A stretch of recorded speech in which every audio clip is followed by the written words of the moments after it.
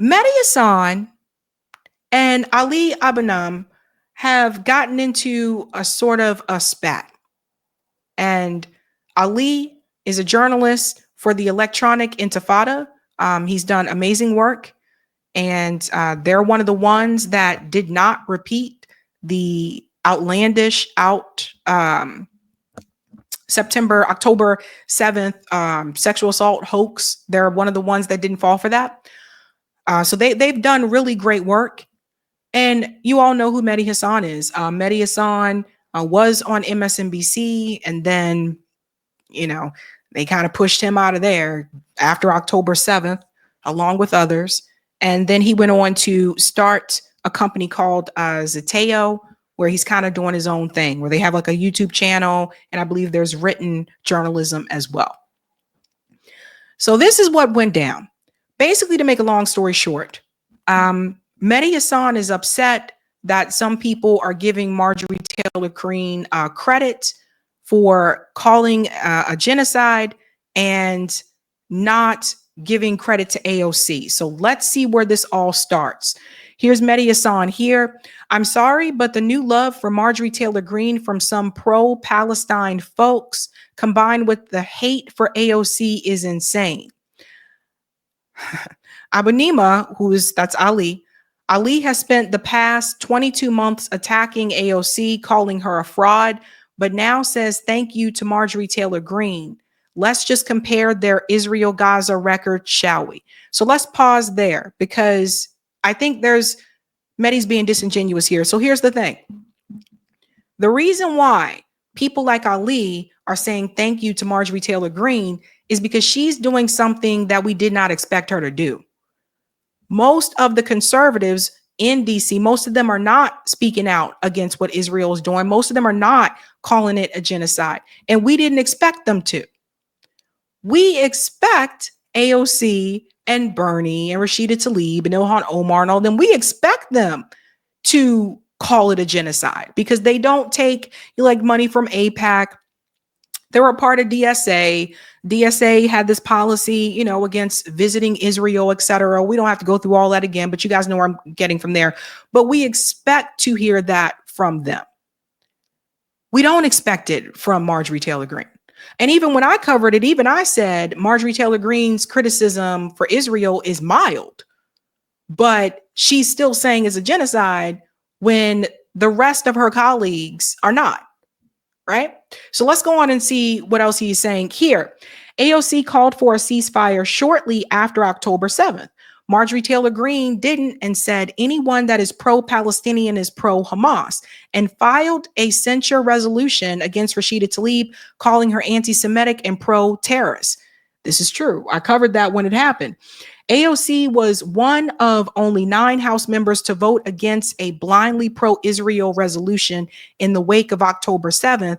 Marjorie Taylor Greene was one of the co-sponsors of that pro-Israel resolution. AOC voted again and again to restrict arms to Israel in 2024. Marjorie Taylor Greene didn't.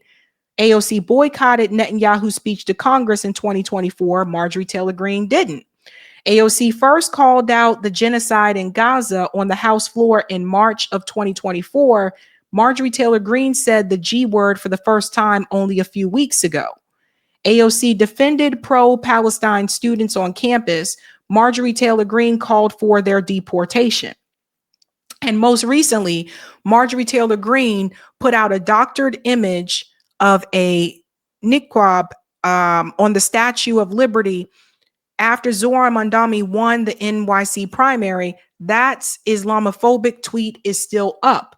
But Ali says thank you to her and compares her record on Gaza favorably to AOC's, because Marjorie Taylor Greene said a few anti-Israeli things in recent weeks and did one good vote after nearly 2 years of backing Israel and voting to arm and fund the genocide. We are now expected to believe that Marjorie Taylor Greene is a hero and AOC is a villain on Gaza. Like I said, insane. So let's stop there for just a second, and then we'll get to what Ali said here. So again, to my point, We expected AOC to do those things. It's like giving someone a cookie for doing their job. Like we expect that. The reason why people are like, whoa, well, thank you, Marjorie Taylor Greene, is because we did not expect her to do this. Yeah, she did come after the pro-Palestinian protesters. I covered that. I told you, like when she was calling it genocide, I was like, remember, she was the one that came after like a lot of us and stuff like that. Now she sees differently, right? And under a Trump administration. So my whole thing is the applause that MTG is getting is because we did not expect it. We expect it from AOC and from Bernie Sanders. And to be fair, when he's talking about the way that AOC has voted, he admits the fact that she voted for the defense of Israel. She still voted to protect the Iron Dome, which we've seen her do this before.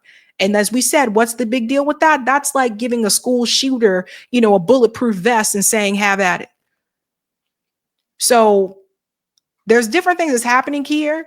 But this is what Ali said. This is what he's talking about. The last time Representative AOC posted anything about Gaza was 1 month ago. This is him retweeting Marjorie Taylor Greene. And she said, if America was being bombed day and night because of something horrific our government did, and many innocent Americans and American children were being killed and traumatically injured, and we begged for mercy, but the rest of the world said ... Right. So he's retweeting that and he's saying she hasn't said anything. AOC hasn't said anything about Gaza for about a month. And this pins to, if you guys haven't seen the interview, check it out with Chris Smalls and Bree on Bad Faith. Check that interview out that happened this week. I talked to Chris about a week and a half ago. He reiterated the same thing. Chris Smalls said in the Bad Faith interview with Bree that AOC and Bernie are not welcomed in those encampments now because of the way they have moved on this position with Israel. Because Bernie still won't call it a genocide. Because yes, AOC, called it a genocide. But when she said that Kamala was working tirelessly for a ceasefire, which turned out to be, I told you guys then it was a lie. When that was proven to be a lie, like people look at her some kind of way. There's that. There's voting to protect the Iron Dome, right? So, like I said, there's certain behaviors that we expect from certain politicians because of who they don't take money from and because of the positions that they had when they ran. And then there's certain positions that we just do not expect, like from Marjorie Taylor Greene. Ali went on to say here, thank you, MTG. Even if I don't agree with every word, you have more courage and integrity than most. This is why AIPAC, the lobby of murderous foreign regime that would cease to exist without U.S. taxpayer funding, is attacking you. Palestinians want no money from America. Ali, by the way, is Palestinian, right? So that's what started this. Mehdi also responds by saying, is AOC perfect? Of course not. She's a politician. Do I agree with her on the Iron Dome position? No. But does she have a better record on Palestine than 99% of Congress? Yes. And especially better than MTG's. It's insane that this is even a point of contention. All you got to do is look at the comments. Starry Eyes says, how is her record better than MTG when AOC never even presented legislation of any sort, let alone of not sending certain funds to Israel? Because MTG did, not an arms embargo, but well beyond lip service, unlike AOC.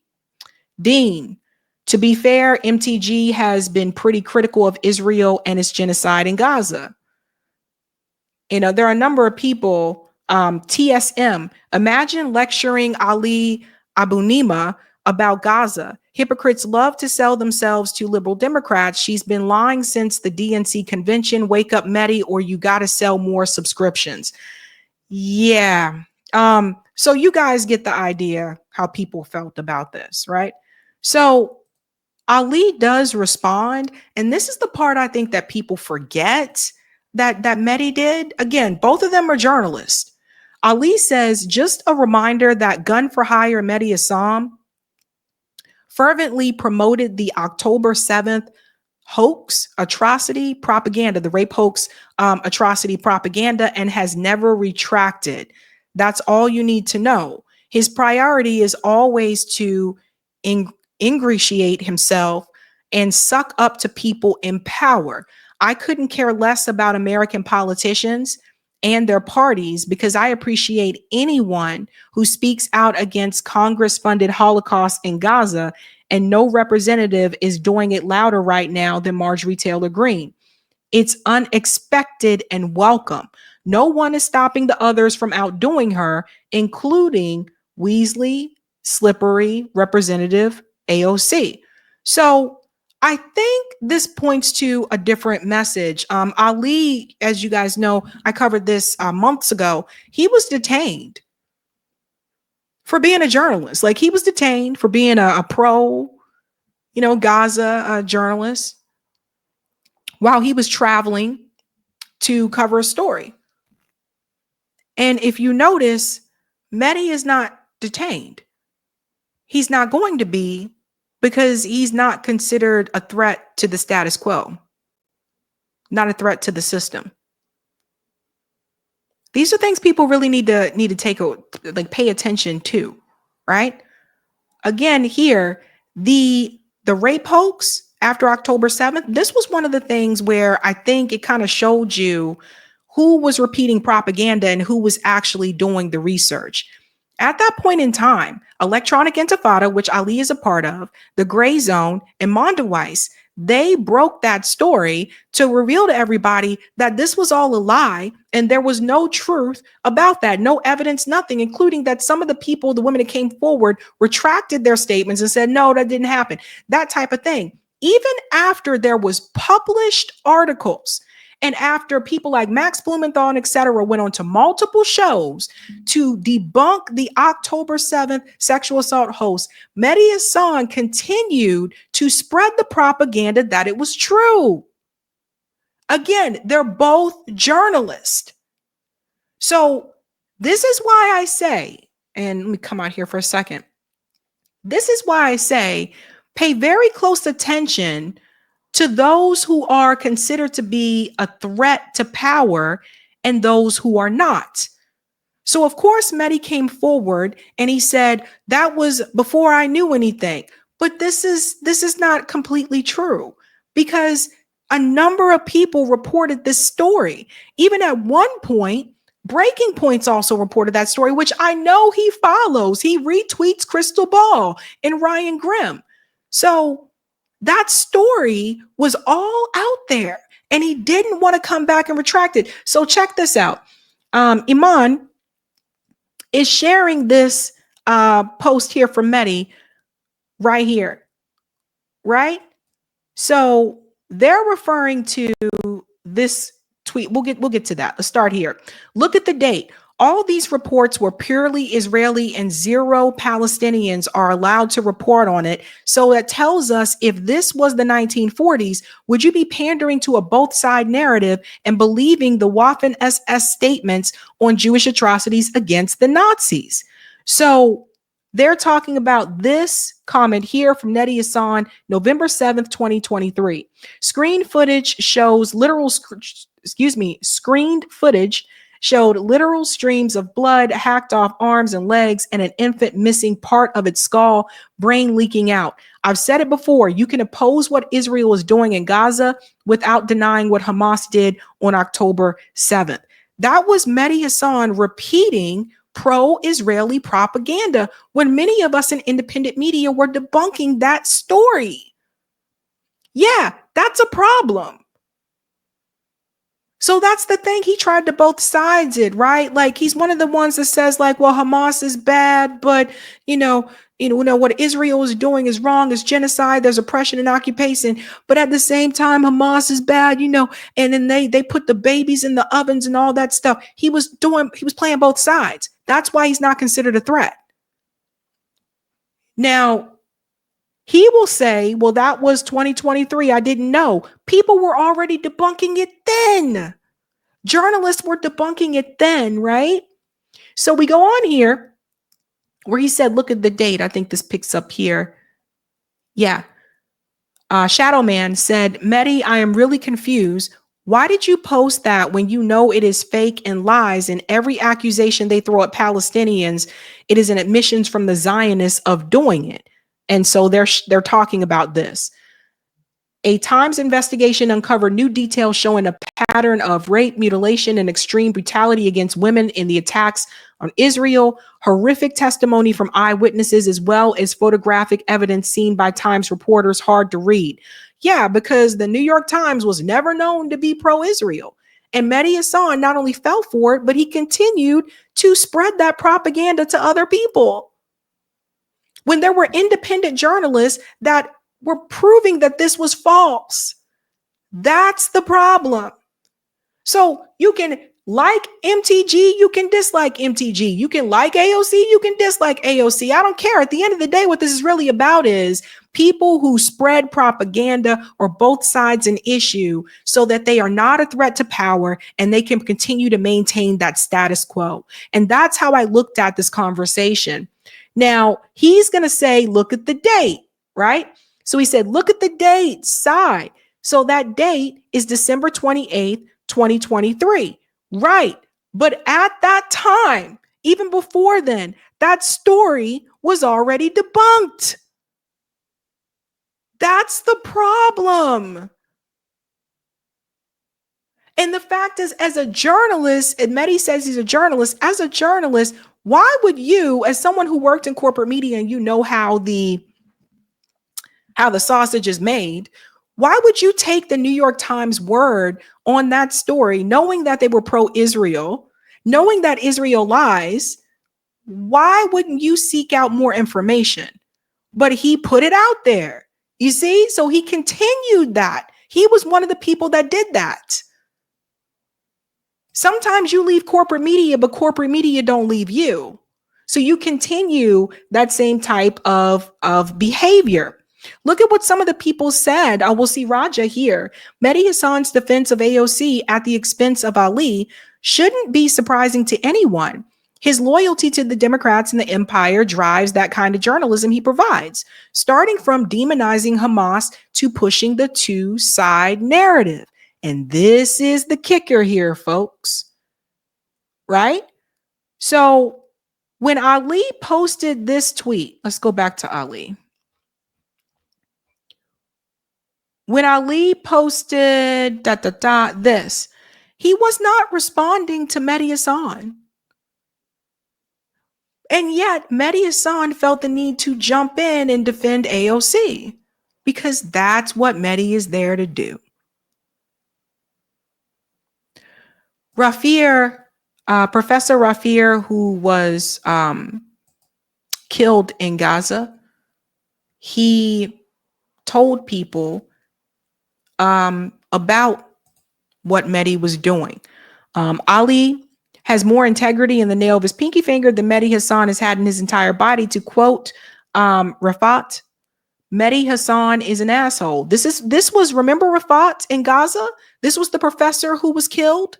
They targeted his home. Mehdi, for rejecting to listen to Palestinian voices and amplifying Zios and lib Zios, is an asshole. I repeat, Mehdi Hasan is an asshole. And that was Rafat, rest in peace, retweeting Mehdi Hasan saying, separate to anything else. This in and of itself is some good news. Again, that was 2021.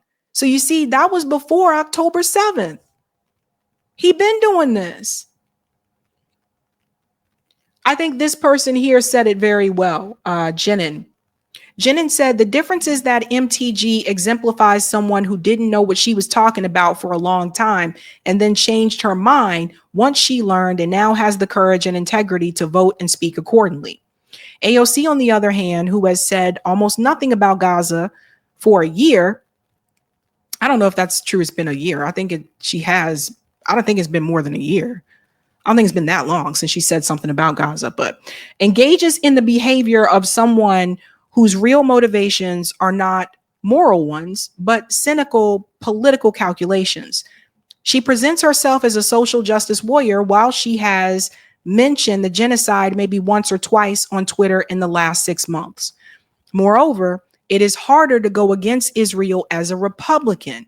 That's why people are giving Marjorie Taylor Greene so much credit, and we want to encourage other members of Congress to do the same. And to effectuate that result, they have to know that they have widespread public support, even if they don't have AIPAC money. So no, it's not insane to give Marjorie Taylor Greene a lot of credit and to be critical of AOC. Yeah, I think that Jenin put it very well. There's what you expect from people and there's what you don't expect from people, right? So why are we giving a lot of credit to someone for doing something that they're supposed to do? Right. And then especially after, AOC said working tirelessly for a ceasefire and that turned out to not, she wasn't telling the truth then. And I told people she wasn't telling the truth. Ilhan Omar had to call her out about that, like publicly. So it's obvious people are here trying to focus on their careers. And that's really what this is about. Mehdi doesn't want to rock the boat. Like he wants to call out Israel, but he doesn't want to rock the boat too much that it's going to hurt him when it comes to his career. And don't forget that Mehdi Hasan has more resources and more access than Ali does with Electronic Intifada. So if you have more money and more resources and more access, you have the ability to dig deeper with some of these, stories than Ali does. So to me, there was just no excuse, man. There was no excuse. Has more resources than the gray zone, has more resources, and is in inner circles that the rest of us are not in. So there's really no excuse, except if you're trying to protect the status quo. And to date, I still say even Marjorie Taylor Greene's criticism of Israel is still mild. Now, if she comes forward and she says something like, well, they had the right to resist because they were occupied and under international law, they can do that, then I feel a little bit differently. And I think people really need to look at what international law says and go from there. But Mehdi, on the other hand, like Ali, knows what international law says. So when you know what international law says and you don't want to bring that message forward, that says a lot. That says a lot. I think Ali's fantastic. If you don't follow the Electronic Intifada, please make sure you follow them. Check out their work. They're doing really good things with less resources and less access, and they're killing it over there. So yeah, ladies and gents, it has come to this. Like he had to go attack Ali. Why are you attacking Ali? Ay. Hey guys, this was a Sabby clip. If you like what you saw, hit that like button and subscribe.